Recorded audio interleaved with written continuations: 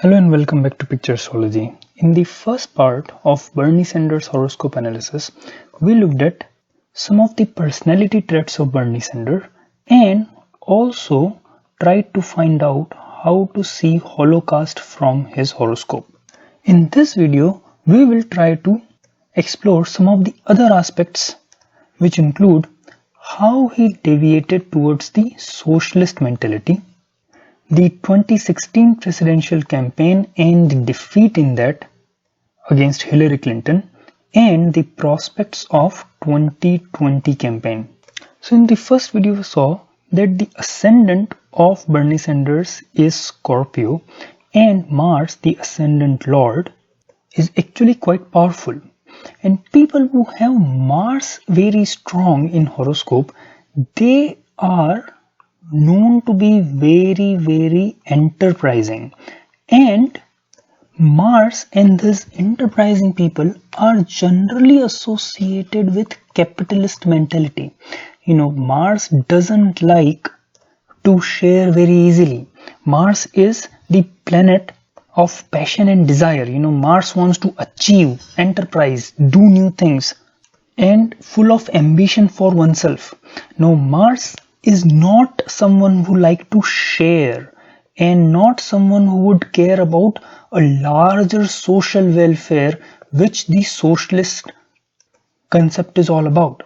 For a person to be communist socialist, Saturn and Jupiter have to be very strong, and these planets have to have a great influence on the person's mind and emotion, because Saturn is masses. Saturn represents general public, and Jupiter is actually welfare of all. So when Saturn and Jupiter have great connection and they affect the moon and the ascendant in a great way, then people develop a socialist mentality. And here in the chart of Bernie Sanders, you can see you have Saturn and Jupiter, both the planet, placed in the 7th house of Kendra, which makes them very strong. And obviously they have a direct aspect on the ascendant. And ascendant, the devoid of ascendant lord shows your image in the world. So Saturn, Jupiter together, we saw, these two planets definitely show socialist mentality. They both have aspect on the first house. Now to consider the emotional aspect of a person's life, the moon ascendant is also important, which is look at moon as the ascendant. And when you look at that, moon is under the great influence of Jupiter, because moon is in the sign of Pisces, which is owned by Jupiter. And at the same time, when I checked the Navamsa or D9 chart, then moon was again under the influence of Jupiter. Moon was again found to be in the Pisces sign, which is ruled by Jupiter. Now, such a strong Saturn and Jupiter combination impacting the Lagna or ascendant directly with this aspect, affecting moon because of the lordship of Jupiter, and also placed in Kendra from Sun. See, Sun is also an important reference point in the horoscope, and Saturn and Jupiter, both of them are in the Kendra position from the Sun.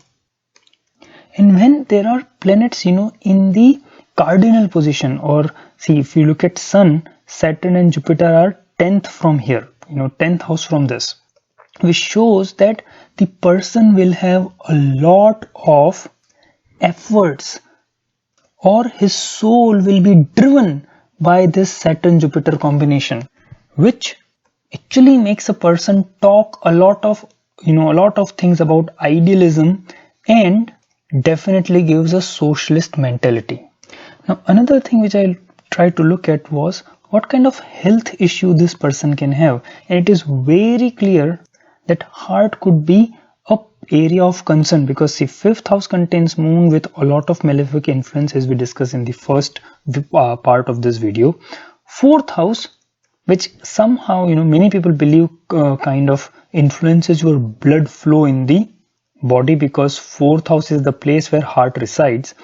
This has influence of Saturn over Ketu, because Saturn aspect 10th from itself, And Sun, which represents or which is the Kark of heart, also has placement with Rahu and Saturn in the Kendra position. So a lot of malefic influences showing definite issues with heart related diseases, which also remains true in case of Bernie Sanders, as he actually had chronic heart problems. Now let's talk about his 2016 campaign for presidential nominee and why he lost a very close race with Hilary Clinton. That was a bitterly fight contest between Hillary and Bernie, and something which actually dragged on for a prolonged period of time, and many people were kind of worried that such a prolonged primary can cause an irreparable damage to the democratic unity in the presidential election. Now that has actually two aspects. One, see, we saw in the first part of this that Bernie Sanders has a very tenacious personality. He is not the one who gives up easily. However, placement of Mars, which is the Lord of Lagna, in the retrograde position in the 6th house does show setbacks and defeats from enemies at the same time. Mars here in the 6th house does show, person who never gives up, and in most cases it will show win. It will show win over enemies and win by very narrow margins. This retrograde placement of Mars shows some very close contests. And if you look at the life of Bernie Sanders, in the very first election he fought, which was for the mayor of Burlington, he actually won by merely 10 votes. So when a Mars, placed like this becomes retrograde in the 6th house, it shows narrow wins and also narrow losses. And that win or loss depends upon the time the person is running, the kind of dasha, antardasha, and the kind of transit the person's horoscope is under the influence of.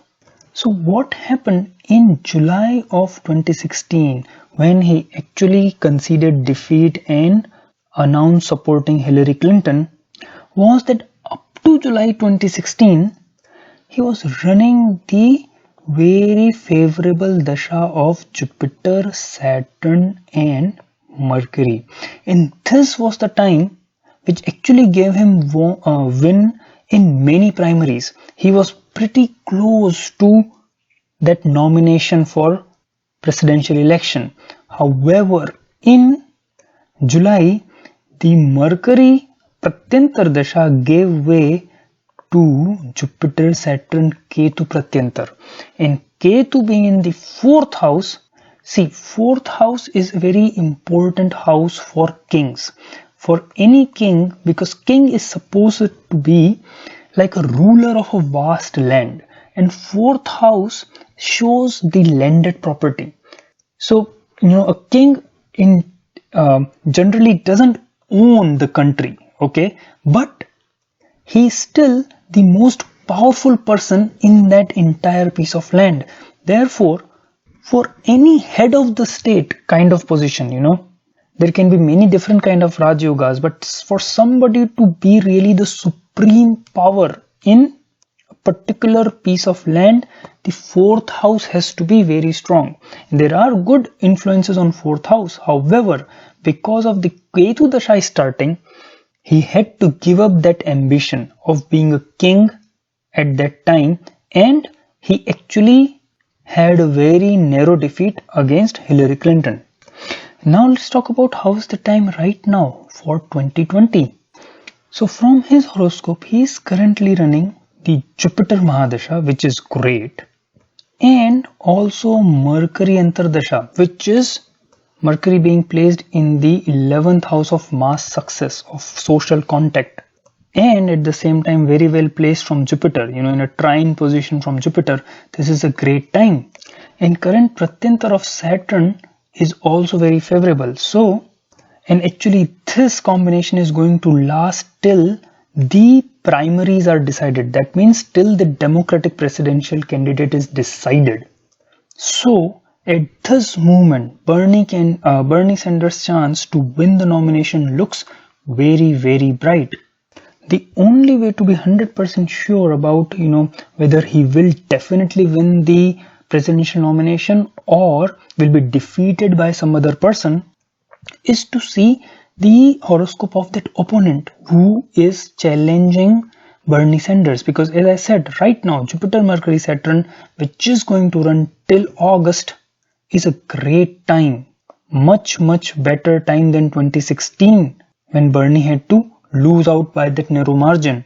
Now if whoever is the second closest opponent, if his horoscope is really strong, because remember Bernie still has this 4th house Ketu, so the final hurdle against Trump is actually going to be difficult, but the dasha until the presidential nomination is running very favorable.